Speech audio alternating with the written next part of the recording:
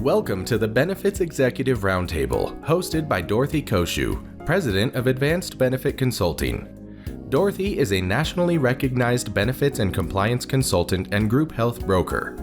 Here, you will watch and listen to industry experts who will break down the latest trends in employee benefits, healthcare reform, state and federal legislative and regulatory activities, all designed to empower executive decisions. We are proud to bring to you all new for Season 6 video podcasts. We hope that you enjoy your new video podcast format, and please forgive any audio or video imperfections. Thank you for viewing and listening.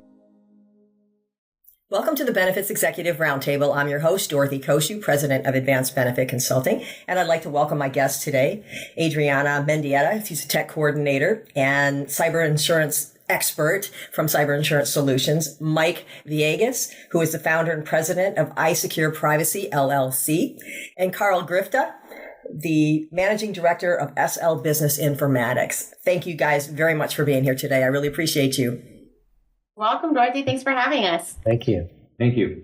This is going to be great. It's going to be very, very, very intense at times, I think. There's just a lot of information here to cover and in a short amount of time. And so we'll do the best we can. I have a ton of questions for you guys. And I'm sorry if I put you on the spot with these questions because some of them do get kind of complicated to the audience. So just kind of forewarn you and tell you that, kind of buckle up and hang on because there's a lot of information to go through today. We just wrapped up, by the way, Cybersecurity Awareness Month in October, which I'm sure most of you are aware of out there. And before we move on to our 2025 episodes, I thought it would be a good thing to kind of wrap up the first half of the season talking about cyber liability, cybersecurity risks, and basically how to protect yourself from those risks, because this can be, as I said, very, very scary to an organization. And if it happens, and it happens to you, everybody says, oh, it won't happen to me, right? It's going to happen to everybody else. It will never happen to me. And I always just tell everybody, it's not if it happens, it's when it happens, right? So It's a lot of information that we're going to try to go over. So you guys ready to go? Yeah. All right. Let's do it. Good job. Let's get into it.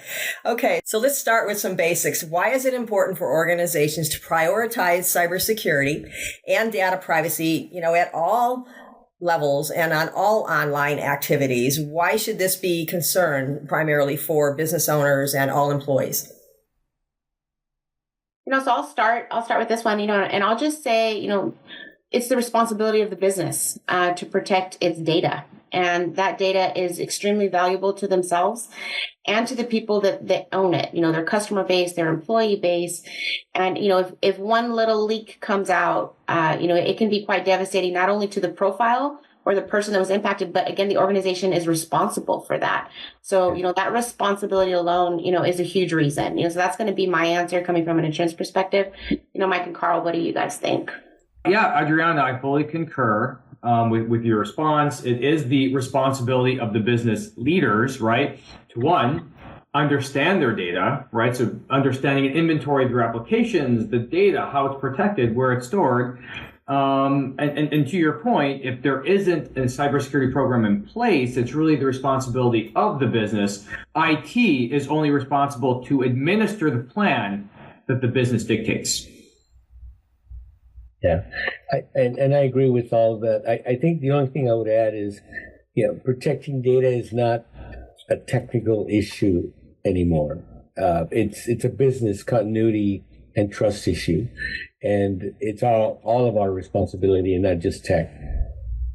Agreed. So obviously, this has been a priority for the last several years, and it's never been more important since COVID because all of us watched on TV and all the news media and everything. Things start happening crazily during the COVID time, and it started with pretty much the Colonial Pipeline ransomware attack. I think that's when a lot of people really start realizing that ransomware is something that can really be serious and hurt us. And then supply chain attacks all over the place, including SolarWinds, the Kaseya software attack, and so many others. Can you fill in our audience on just the basics of these kind of attacks and what happened and how these could have been mitigated? Yeah, absolutely. I'll start. You mentioned the Colonial Pipeline. That's one of my favorite examples to talk about because the breach was so simple.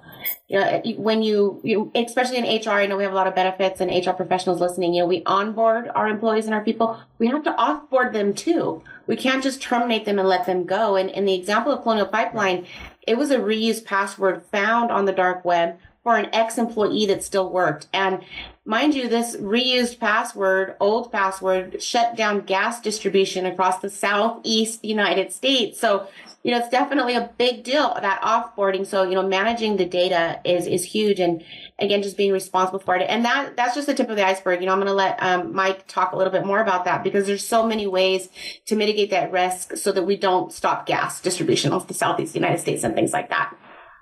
Yeah, and we have examples that have been well publicized, different attacks like the Colonial Pipeline ransomware attack, the SolarWinds breach, the Move IT file transfer. All of these attacks could have been mitigated through stricter security protocols.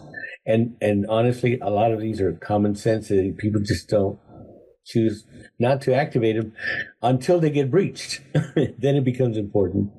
But I think if we perform the basics, regular patch management, segmenting critical networks, implementing continuous monitoring, prudent controls, not because we don't trust anyone, but prudent common sense controls, I think we can go a long way. And Mike, maybe one thing I'd like to add to that. So we mentioned, Adriana, you mentioned the terminated employee that wasn't offboarded, that account wasn't disabled. That's kind of where cybersecurity and IT general controls come together.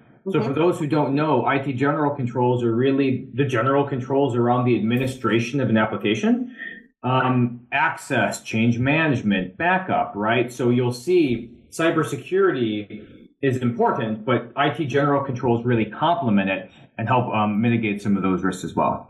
Yeah, and if I can just add real quick, because, Carl, you mentioned twice, I think people, just to keep things simple, really need to understand that IT is not cybersecurity, because it's kind of like, oh, my printer won't work, I'm going to call IT. Oh, I need to reset my password, I'm going to call IT.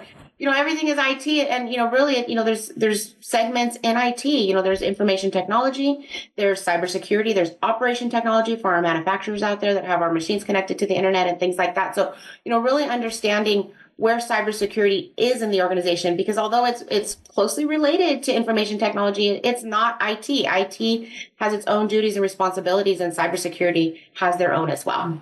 And I'm glad that you brought that up. I think people forget sort of to draw the lines and make those distinctions. And I think and a lot of times people think that their IT department should automatically be the cybersecurity solutions, right? And they're probably just not trained for that a lot of times because they went to school for IT. They didn't go to school for cybersecurity. If they've been in their jobs for more than 10 years, cybersecurity has been a more recent development, right? So again, obviously the younger people that are in that area probably learned more about cybersecurity right when they were learning about IT, but some of the people that have been in their jobs for a long time probably won't have that information available to them unless they continue to learn and continue to go back to school and just pay attention and find ways to do that. So let's move on. Let's talk about internal threats first. What should businesses be aware of here with internal threats? Because that's a lot of times where things happen that people, again, kind of forget about. They think it's all from the external side, and sometimes it's internal. So can you guys talk about that a little bit? So I'll just say one thing, and that's the 8th layer, right? That's the people. In cybersecurity, we have 7 layers of security, and the 8th layer is where most of the risk lies, and that's going to be our fingers clicking on mouses and keys and doing things. So that's, really is managing our people, and I'll leave it there, and I'll let, Carl and Mike speak a little bit more to that one. I think we have a tendency to overlook internal threats because they're our employees. And we hate to think that we hired somebody that we couldn't trust. Trust should never be an issue, especially when we deploy a cybersecurity infrastructure and all the constructs. And I've been a CISO and in cybersecurity for many years, and constantly I'm asked, well, Mike, don't you trust me? I mean, it stopped me. What's the big deal? And I say, it's not a matter of trust. If trust was an issue, we'd probably get rid of you. The point is that we have to put in prudent controls, because there are inherent risks especially internally, because you have opportunity, you have time, you have knowledge. And again, not because we don't trust you, it's because we have to perform our due diligence as well. Yeah, so Mike brought up a good point. So there's a concept in auditing and controls, trust but verify. Mm-hmm. Right? So we trust you, but we're going to verify that you're doing what you're supposed to do. I was at a presentation in front. The FBI was giving a presentation about 6 months ago, and they made a comment that I thought was great. They said a CFO without controls is a chief fraud officer, right? So the point being, you need to have internal controls because internal threats are real, and the data suggests that it could be upwards of 40+%, because they do have the access, and if they have the access opportunity, and they're having a bad day, you just never know what they're going to do, and it could be even unintentional, right? Mistakes happen, right? Fingers on the keyboard. Yeah, exactly. Yeah. Well, let's talk about external threats now. What should companies be doing to avoid them, and can they avoid them? And what are the best ways to mitigate those risks from the outside? Yeah, let me jump in on this one because I heard your question. It's nearly impossible to avoid external threats. They're going to happen. Okay, so cyber criminals are becoming much more sophisticated. They're backed by nations and well-funded, and the tools that they have is just amazing. And we internally, as cybersecurity professionals, we have to keep up with that. So I believe that in order for us to deal with the external threat is we have to become educated, we have to be on top of new technologies, and understand the overall risk for our entity. We don't go after hackers, otherwise we become targets. The government do that. We protect. So we protect and implement controls to protect our company assets and our own personal data. So that's the approach that I would take. And also, there's some basic controls, firewalls, IDS, IPS, multi-factor authentication, security awareness training, incident response. I mean, the list goes on. All of these are called layers of control. In cybersecurity, that's called defense in depth. And so if we implement a robust defense in depth security architecture, I think we can mitigate a lot of the external threats. I think to add to that, I think, Mike, you mentioned the depth of defense, the concept depth and diversity. So I have many layers of controls and different types of controls, right? So I think that's all very important. I think Mike mentioned multi-factor authentication, things like disabling legacy authentication, which sometimes you can get around, things like MFA. I think those are all important. And maybe the last thing I'm going to mention is that Mike kind of mentioned, we have to be evolving and staying on top as trends change. Cybersecurity is not a set it and forget it activity. It's something that it's really in partnership between the business and IT on an ongoing basis, making sure that you have the right controls in place. Right.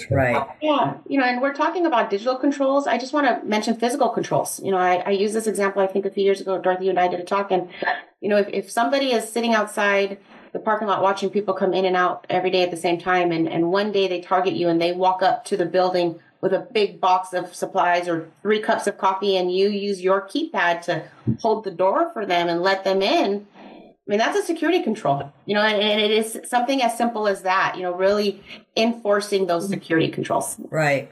Well, let's talk about the importance of comprehensive and ongoing, and I kind of highlight that and underline it and bold it and everything.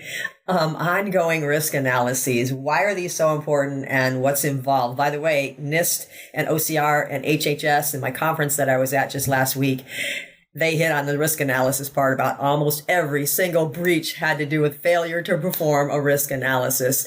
So if you could comment on that, I'd really appreciate it.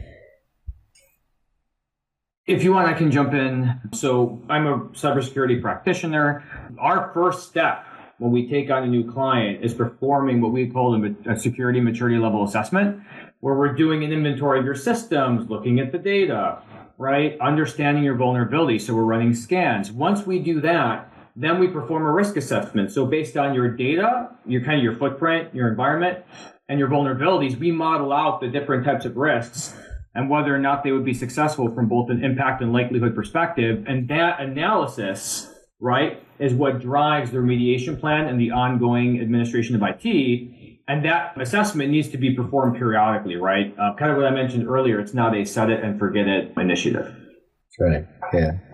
What was secure a year ago may not be secure today. So you have to Or last month.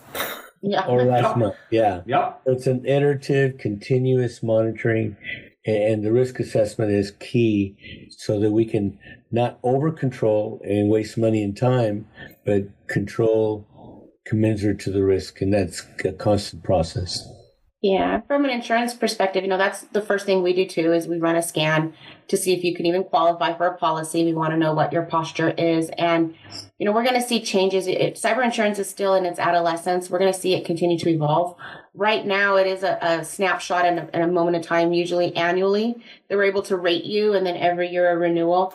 We expect that to change because our risk is changing. It's not the same today that it was yesterday even. And so I do think that we're going to start to see that changing on the insurance rating side, maybe a little bit more like workers' comp, where it's a little bit more current monthly or something like that. Right now it is annually, but we know that that's just not sufficient because our risk is all over the board on any given moment in time. Yeah, even the Department of Labor, when they updated, just in September, they updated their cybersecurity guidance. For the first time, they updated that guidance and they require, or they're saying in their best practices, annual risk assessment. The word annual was not in the guidance before. It just said risk assessments. It didn't say annual risk assessments. So even the Department of Labor has stepped up and said, we need to modify this to make sure that people are more aware that they have to do this more than one time. So, and speaking of the Department of Labor, other government offices, as I mentioned briefly a second ago, I spent a couple of days last week at the HHS, OCR, NIST, HIPAA security conference, and that was very intense, as it always is. I missed it because the last one was in 2019. And all of those government agencies plus the FTC were, on hand, and they were there discussing the latest threats and what NIST and HHS, were doing to help organizations. They do offer a lot of online free tools to help businesses use, but I always like to caution people that these free tools are only a starting point, that they're, like the beginning of your roadmap. They're telling you what you need to accomplish, but they're not telling you this step-by-step process to how to do that. So do you agree that that's something that they need to realize and that they need to add to that? And if so, what can they do to make sure that if they're using some of those free help things that the government is offering us, what can they do to make sure that works for their organization? Would you mind commenting on that? Well, like you said, they're good starting points, but cybersecurity requires an investment in people and technology and processes. And so these NIST, HHS, and several other agencies provide us with good standards. And there's some non-government agencies as well, like PCI for payment card industry. Great, wonderful standards, but that's your starting point. And I use those as a framework in several of the places that I work with so that I can have a starting point. But you need a framework. Otherwise, you might miss something. But they're great standards and great basis for developing a cybersecurity program. Yeah, Mike, I'll kind of jump on that. So you're 100% correct. Where I work, we use the Center for Internet Security, which is really an approved implementation framework for NIST, right? And we find that provides a great baseline for cyber hygiene, and you can go even further than that from a maturity level perspective. However, like Mike said, it's a starting point, and which controls you put into place is completely based on your environment, your data, and to some extent your risk tolerance, right? So Mike mentioned earlier, I don't want to put in more controls than I need either, right? So it's that right balance. Right. Well, besides HHS, OCR, and NIST, as I said, the FTC was also involved in the conference that I was at last week. And people are kind of surprised when they hear about the FTC. What do they have to do with cybersecurity? What's their part in all this? And I know I'm going to bring this up because, Adriana, you've talked about it in previous trainings with me and so forth. What would an agency like the Federal Trade Commission have to do with cybersecurity, and why is this important? Regulations, absolutely, fees and investigations have a part to play because, like we started this podcast, it's the responsibility of the business. I'll leave it there and I'll let the guys speak a little bit more to that. It's getting more and more, right? So the SEC published last year cybersecurity disclosure requirements for publicly traded companies. The Department of Defense just published the final CMMC rule, right, for the defense industrial base. I'll let you take it further, Mike. But to your point, it seems like every month there's a new regulation. But Mike, I'll let you conclude on it. Yeah, the FTC plays a critical role in enforcing consumer protection laws, and includes data privacy and cybersecurity. And so companies that fail to protect consumer data can be subject to significant fines and penalties under the FTC's authority. What they're looking for you to implement reasonable security measures. And that's an operative word, reasonable, because there is no such thing as absolute security. It doesn't exist. But as long as they can see that you've implemented reasonable controls in a defense in-depth architecture, then not if you experience a breach, but when you experience a breach, the impact will be low, and you become resilient, so you can bounce back to where you were before. And also, they can look at you and not fine you, because they'll say, "Well, wait a minute, what happened?" Well, you can say, I was able to implement all the controls that were required of me. One thing I want to also say about this, and it deals with FTC and all the other regulations. When we perform our assessments and we implement these frameworks in our environments, and we become compliant with these laws and regulations and frameworks, are we secure? No, we're compliant. It doesn't necessarily mean we're absolutely secure. It doesn't exist. But because we are compliant, when a breach or an anomalous behavior occurs, we again can demonstrate that we put in all the controls that were necessary to provide reasonable assurance that the controls are working effectively. Right. You made reasonable efforts, and that's what the government actually looks for when they're looking at potential penalties and things like that. So I think that's a good point. I want to come back to something that you mentioned earlier, Mike. Let's talk about the sophistication of today's cyber criminals, because this is really, really intense as well. It's like a cyber bad actors community of sorts. They recruit, they're organized, they even have toll-free numbers for people. They're being so nice to help you out when they hack you, when they tell you have to pay them $1 million to get your data back. They are now cybercrime syndicates, basically, and it's like a little mafia, right, of cyber criminals. And they, as I said, they politely help you to get your data back after you pay. That's a really nice touch, I think, and it's something that we can laugh about, but it's not funny at all. But can you tell us some more details about that? How do they operate these days? I can jump in if you like. Look, I did a little bit of research. There's a group called Evil Corp, and another one called Conti Group, and there's several others. But they have a structure where they have certain specialized roles in their organization. They develop and sell ransomware as a service, for example, where hackers can buy this service so they can develop real-world ransomware phishing attacks. And like you said, they also have a help desk. So in case you have a problem in writing these phishing emails, that they can help you with it, and also assisting you. They also can assist you on, as a hacker, how to retrieve the ransom from your victims. It's an amazing environment, this underground, dark world, but it exists. And I think we need to realize that it does exist. We can't do much about it other than make sure we have proper protective measures for our enterprises. I think, Mike, it's a great point. They're businesses, they have targets, they have organization. We have to understand that they're going to have a certain level of competency in their operations. Yeah.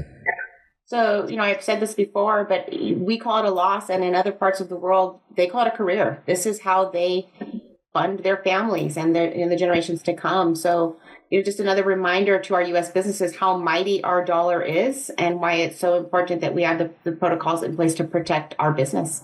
Right, for sure. Well, there are also some advanced persistent threat APT groups today that are in the news quite a bit, like Cozy Bear, Double Dragon, Lazarus Group, and so forth.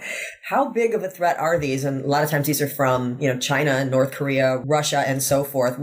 Why is this so important for people to understand? Well, I'm just going to say it's important to understand because, it's bigger than your incident, and your local PD probably can't do a lot to the hackers in Russia, Korea, and China, and things like that. So really understanding, what it is when it happens. Again, I'll let the guys speak a little bit more to that. Yeah. I think, as it pertains to these advanced persistent threats, and a lot of these are probably 0-day because they're coming up with attacks that have never been done before.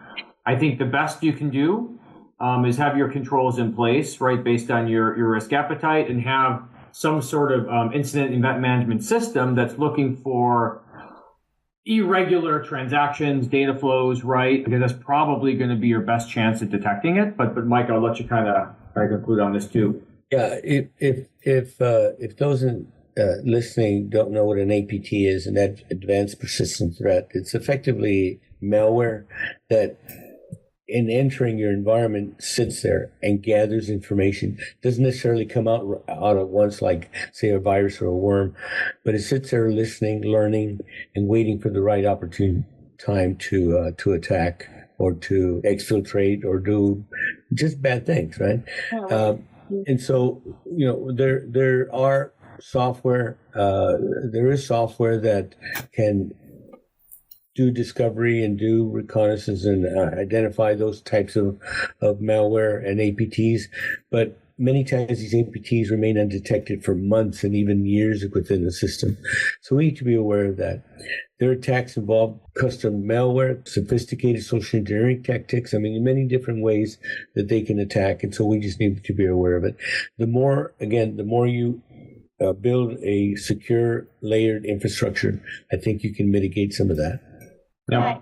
If I can just add to that, some of these threats are, we're talking about business and organization and cybersecurity, but some of these threats are a little bit bigger than our business, almost warlike. And I know that traditionally war is defined with like tanks and guns and missiles and things like that. But now that we have this digital platform, we're seeing some of those definitions change. So when we work for a municipality or a government type of job, I think we need to be extra vigilant and noticing these APTs because, again, they're watching us. I joke often that they're lurking in our system and learning our keystrokes, and they're after something. They came for a reason, and patient as they may be, they're going to wait, for their opportune time. So, of course, it's private businesses, but sometimes even more so when you're a public employee, really, keeping an eye on those threats because they are real. Yeah. They really, really are real. So let's talk about things that are, I guess, a little bit newer to some people. It's more than just employees clicking on a link today. There are also zero-click exploits now that are happening through apps like WhatsApp and Telegram and so forth, and core operating systems like Android and iOS and so forth. How does this work? And more importantly, what can we do to protect ourselves and protect our organizations from these types of what they call zero-click exploits? Controls, and policies. Don't download apps that are not on the app stores. Don't, I often joke free willy on the internet. Don't let your employees go free willy on the internet. Put controls in place so that they can't visit certain sites.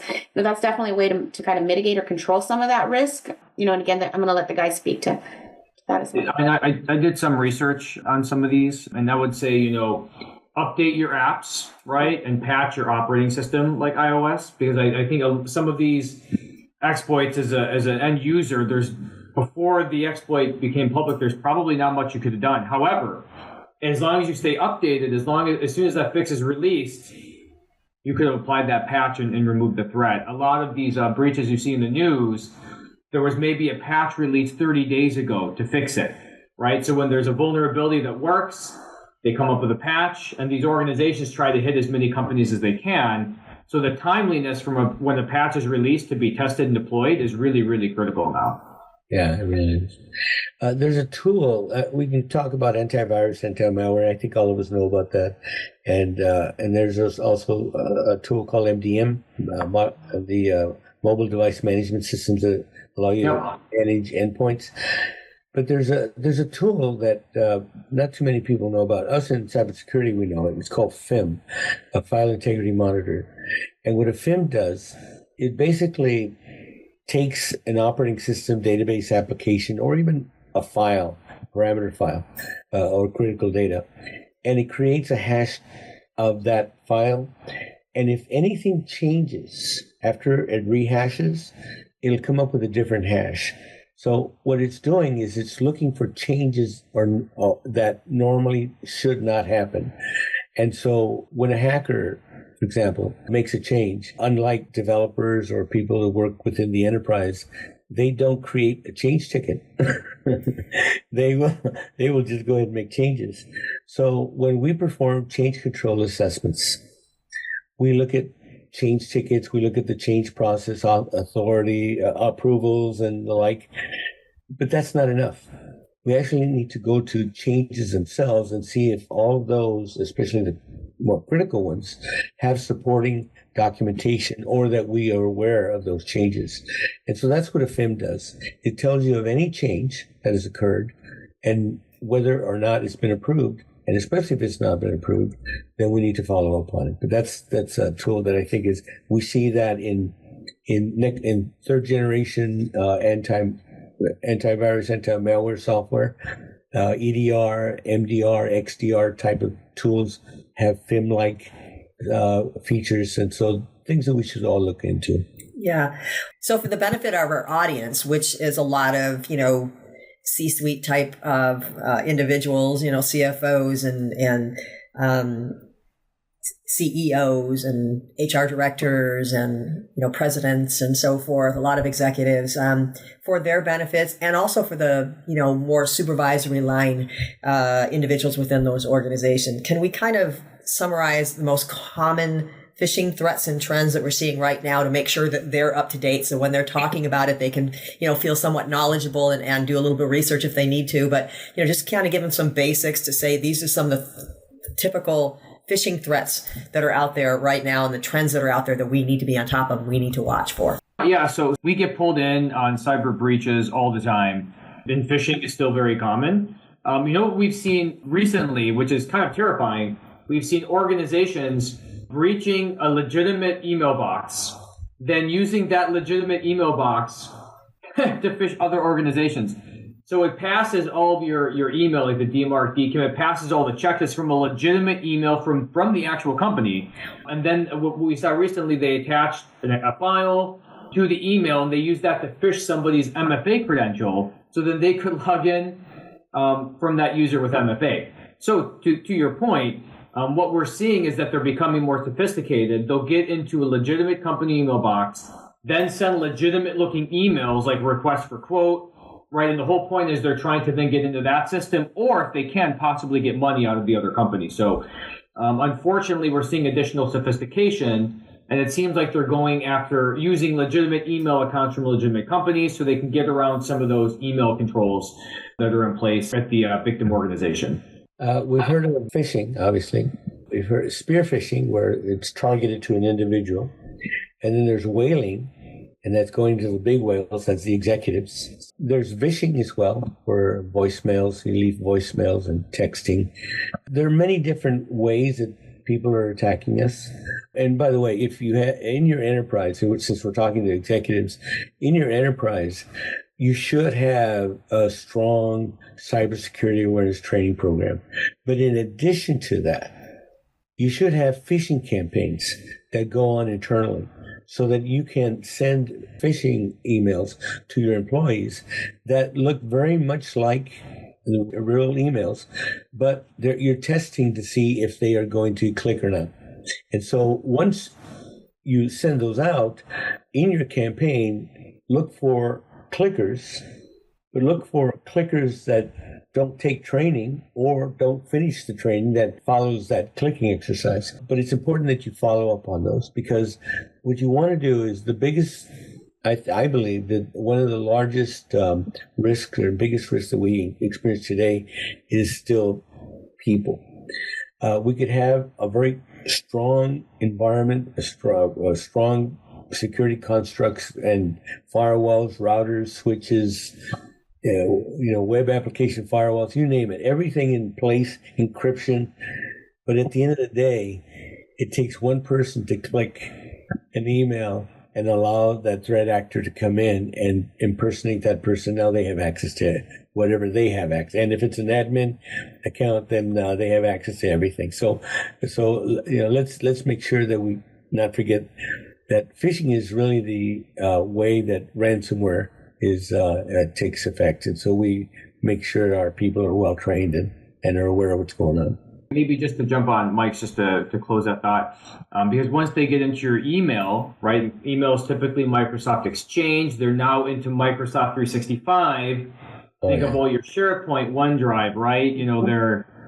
They're in there, and they may be able to move in even laterally, right, through the organization as well. So yeah, you think they get into your email, they unfortunately typically have a lot more access after that. Thank you. I just wanted to emphasize that the FBI calls business email compromise, BEC, still the number one threat. We talk a lot about ransomware and phishing and whaling, all that stuff, but BEC, business email compromise, still the number one threat. And when we look at how AI is impacting our lives and cybersecurity, one of the things that you think about when you look at like a deep fake is, they always say verify. So maybe, an admin gets an email that looks legit from her boss that says, hey, wire this $50,000 for this new machine for the company.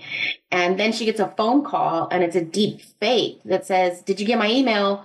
Make sure you send that money right away. And the whole time it's a deep fake, and that's business email compromise, as an example. So really, understanding how BEC is the number one threat that we see in our nation today. Right. And Adriana, maybe just to jump on that. Mm-hmm. So there is one business control, right? This is where business controls can help you with IT as well. She mentioned somebody calling you with a deepfake.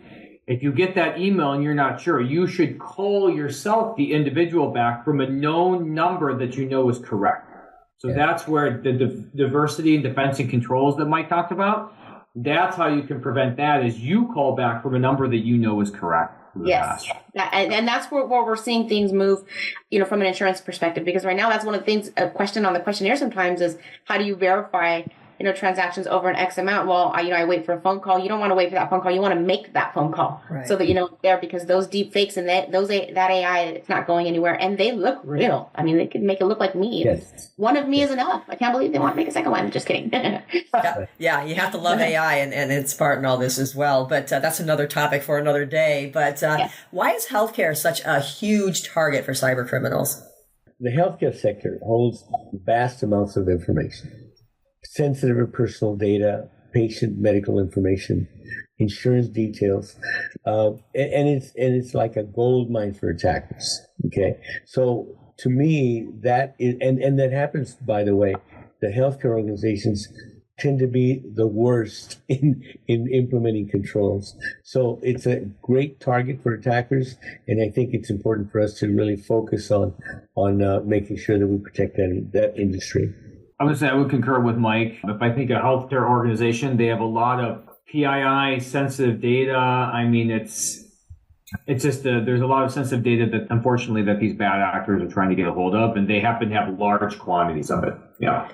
Right, for sure. So what are the best ways to manage cybersecurity? And I know that's a huge question, but why is that important? And why is it important that everybody in the company understand cyber risks, as we've kind of talked about, but I kind of want to summarize that again for the audience.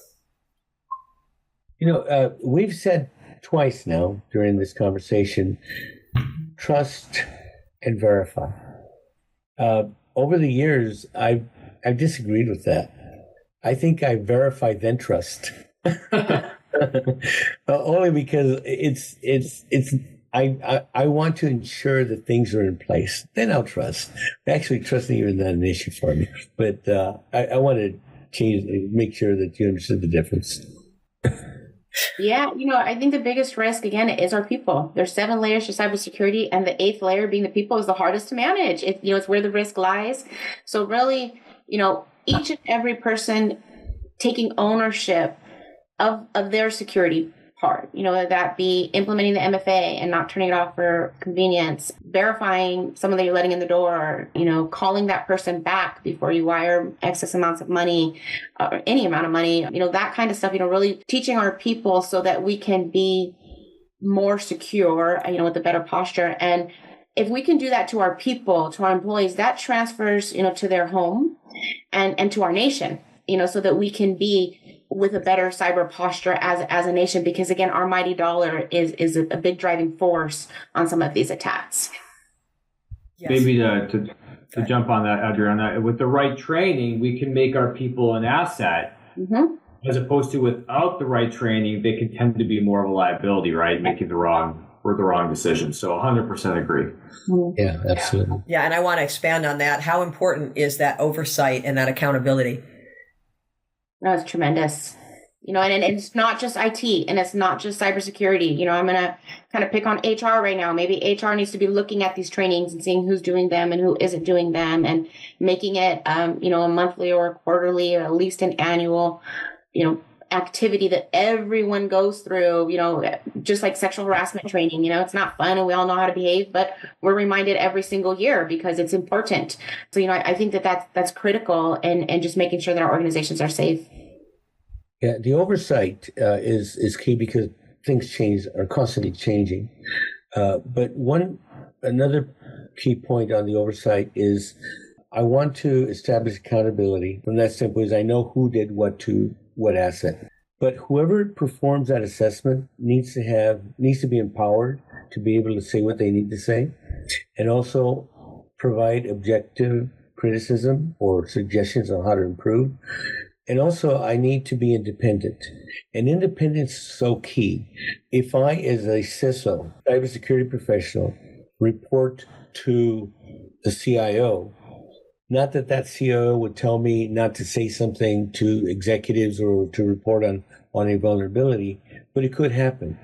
But just the appearance of a conflict there, it's really best for the cybersecurity organization to report outside of the IT department. Because that way they have the independence, they have the ability and objectivity to raise issues and not fear that I'm going to get in trouble with my boss. And I want to make a point on that as well, because I just talked about this in a webinar just not too long ago with my attorney, Marilyn Monahan, and myself.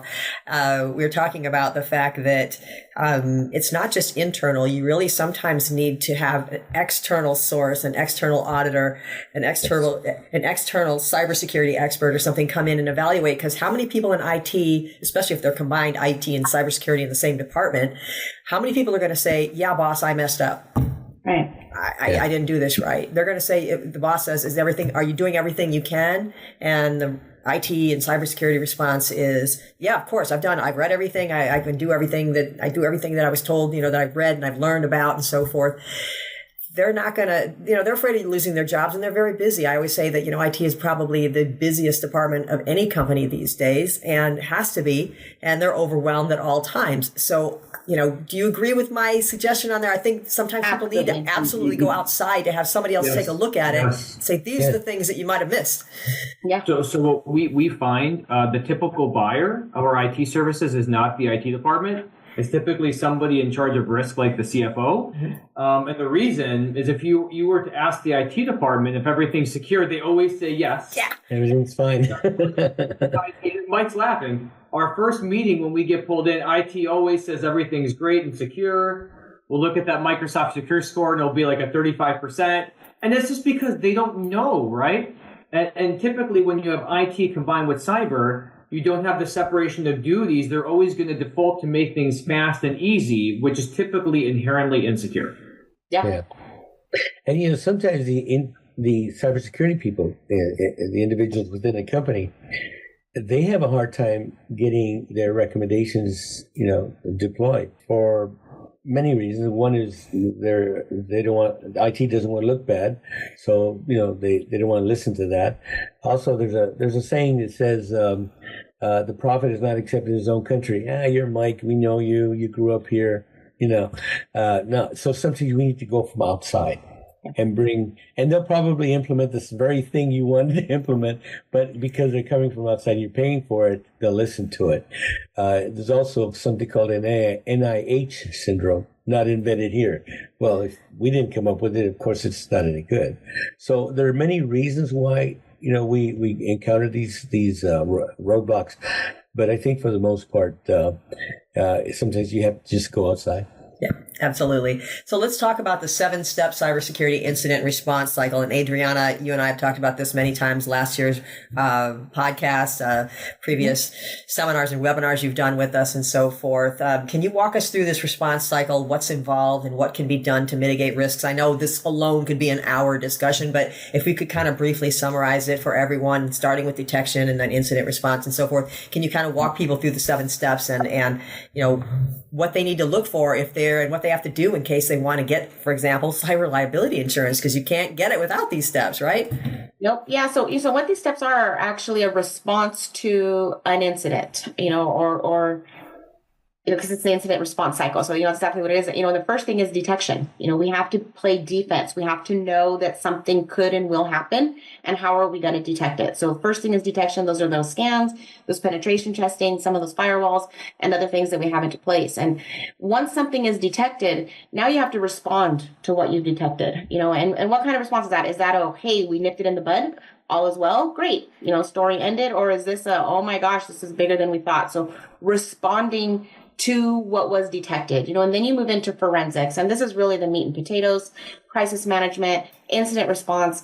When you're doing the forensic, this is where you learn how deep in these muddy waters you are, what laws have been broken, what regulations have been impacted or touched upon. It's really where you learn what has happened, and then you actually get into responding to the breach, those call centers that you may have to put out because people's information were compromised. You have to provide to them, maybe optionally or legally, identity theft monitoring, and again, a call center that they can call and look into for support.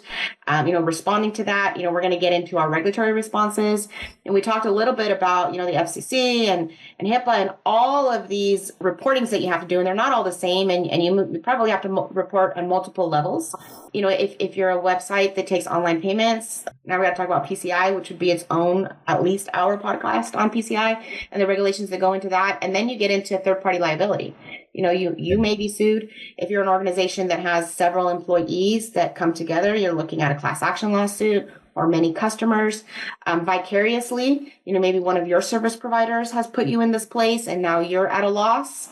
So there's those, liabilities that come into play. And that's, putting it lightly. I really went through that quickly and, what an incident response looks like, but that's putting it lightly because, Mike and Carl, this is where they live. Incident response is where cybersecurity, gets their trophies, and this is where they live. So, I'm going to ask them to, kind of speak on that cycle and how organizations use it, to better themselves, and especially that detection, to keep it in levels 1 and 2 and not going all the way to that liability that I got to. Yeah. Yeah. I think you did great, Adriana. Yeah.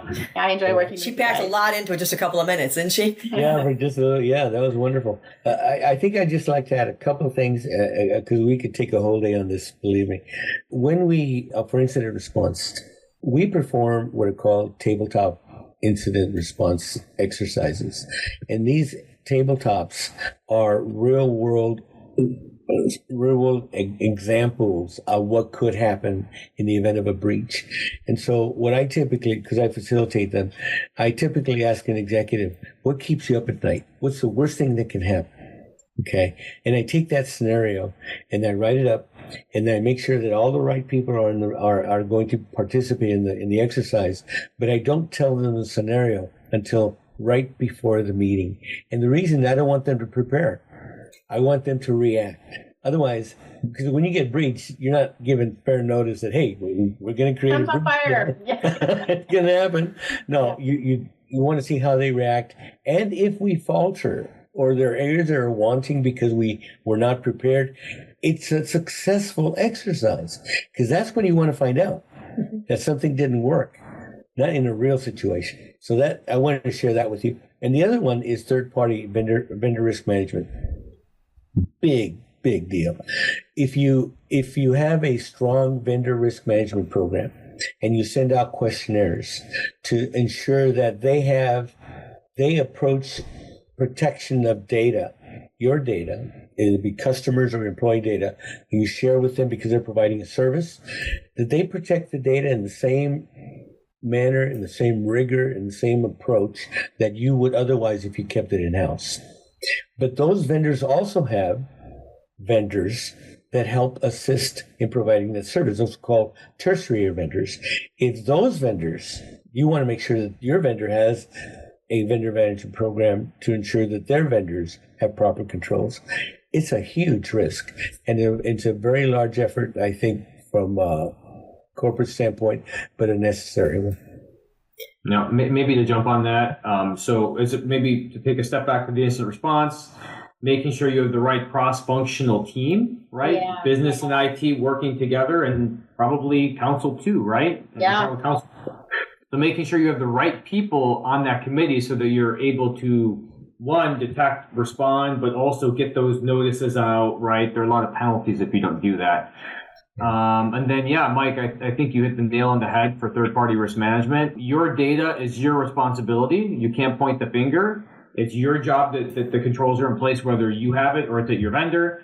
And we're seeing a lot of companies now start to require SOC reporting. So those are assurance reports issued by CPA firms like the one I work for. And those are basically standardized from the ICPA, right, where we look at those controls, right, and we'll perform an attestation that then now the service provider can provide to all of its clients.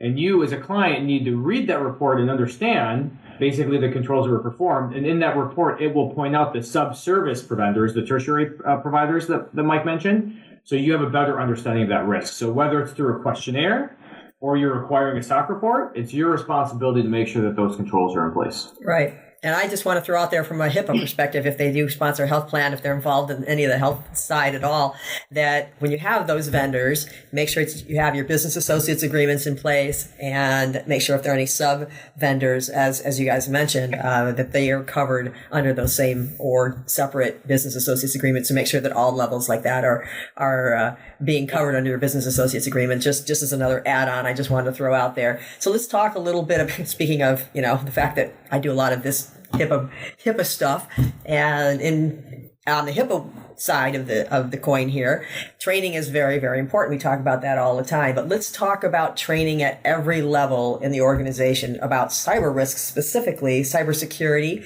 and the common pitfalls that employees, fall into all the time, and how important it is to have that on an ongoing basis. Can you talk a little bit more about training? Yeah, I'll mention it from an insurance perspective. A lot of the times, if you're having a true comprehensive cyber policy, training's included. So you'll get the curriculum that you can distribute to your team, which is huge, because if you don't have it, get it. You need it. But I think when it comes to training, monitoring the training, knowing who's doing it and who's completing it is huge. But also allowing an environment for someone to speak up. Say, hey, Mr. or Mrs. Manager, I clicked on something. I don't know if it was right. I thought it was from you, and I don't know if it was, right? Because sometimes our employees are fearful of ramifications of speaking up. We talk a lot about inclusion, for a bunch of reasons, creeds, orientations, and things like that. And we need to consider technical skills on there so that somebody is comfortable enough to let them know that something may or may not have happened, and we need to research it. Because if you can nip it in the bud, you're not going to get all the way, through that cycle. So for me, putting it out there, making sure your employees have access to it and are doing it and are comfortable, with it. I think that that's huge, because again, not only does it grow the organization's cyber posture, but then you empower that employee to take that information home and teach, their family and their neighbors and their friends, and we can again secure our posture as the United States of America. There's several types of training. Mm-hmm. There's new hire orientation training. There's cybersecurity training. There's annual cybersecurity training. There's specialized training related to phishing exercises as a result of clickers. There's HIPAA training. There's training related to a customer service or a call center. They have very extensive training, but they also have to be trained on how to deal with individuals on the other side, on the end of the call. So there's many different types of training. The important thing is that what you learned a year ago may no longer be relevant. So it needs to be either annual or whenever it's needed or whenever there's a major change. And so we can't, and it's also not just, I took training, I checked it off, I'm good. In your training modules, whatever LMS you use, make sure that there's a questionnaire at the end of the training module, and it asks you questions to make sure that you understood the content of the material. As I've been teaching certification courses for 30 years, and one of the major questions on security awareness is, how do you know if the security awareness program is working? It doesn't say, check to see that everyone took the training or that they followed up on it. The best way to determine whether the training program is working is take a sample of users and ask them questions about what they learned and see if in fact they learned it. So yeah, it's important. Yeah, absolutely. So how can organizations be protected with cyber liability insurance? We touched on this a little bit before. How do they do that? And, how do they know if they're going to qualify for it? So Adriana, why don't you start on that? Because I know that's your wheelhouse. That's my wheelhouse. I'm an agent. I always like to separate cybersecurity from cyber insurance, because cybersecurity is mitigating the risk. It's managing the risk. It's tolerating some of it.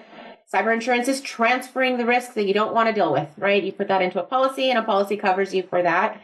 So with all insurance carriers, there's going to be a questionnaire. We want to make sure that you have some type of posture or cyber hygiene in place. Your backups are good. You have certain protocols in place like MFA, something that something that you are, something that you have. Those are things that the insurance company want just to accept your risk, to accept that transfer of risk, and then you have it. When it comes to actual cyber insurance policies, I am strongly recommending that everyone talk to a agent or a broker that works in cyber.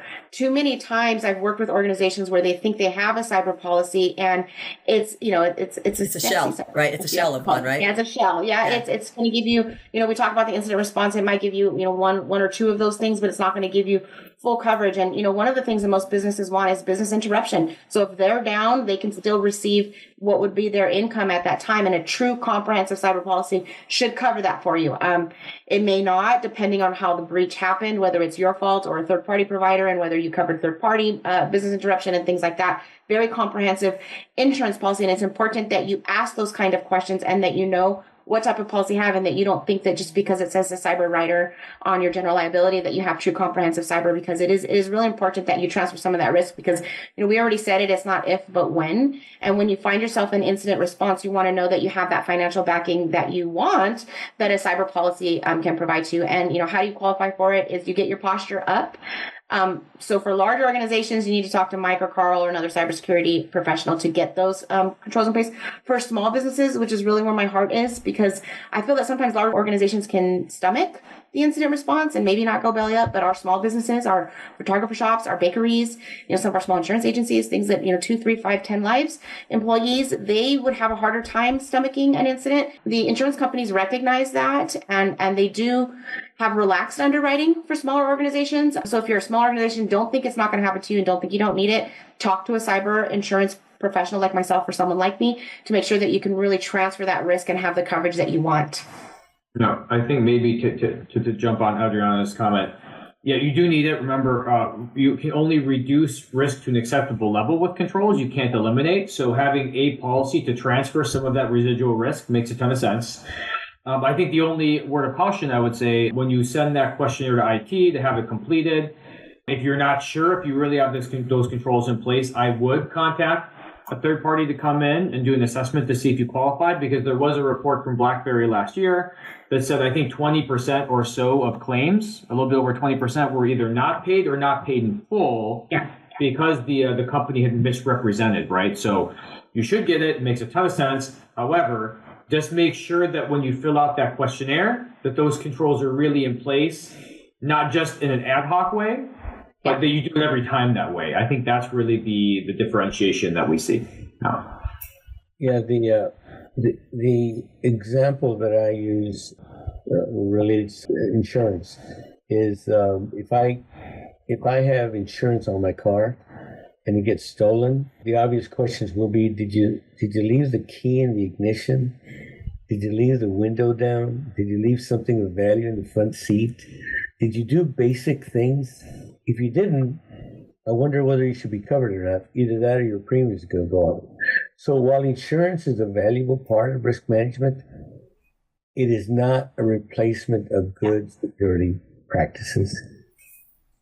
Absolutely. I agree with that wholeheartedly. Well, unfortunately, that's all we have time for today. But I want to thank you very much, all three of you, for being with me today and sharing all of this important information.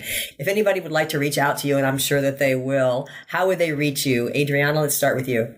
Yeah, so I'm going to put my website out there, cyberliabilityforbusiness.com. You can schedule an appointment with me there. You can also look at a sample questionnaire there by applying for coverage, and then that will come to me and I can respond to you with that information. So that's going to be the best way to get a hold of me. Again, it's cyberliabilityforbusiness.com. Thank you, Carl. Yeah, my email address, so carl.griftka@singerlywack.com. So first name dot last name @singerlywack.com. And Mike? Yeah, you can reach me at mike.villegas, Villegas, at iSecurePrivacy.com. And if you go to my website, it'll give you a list of services that I offer as well. Well, thank you very much. I really appreciate you. And again, especially for all your time today, we've taken a good chunk of an hour here. So thank you very much for that.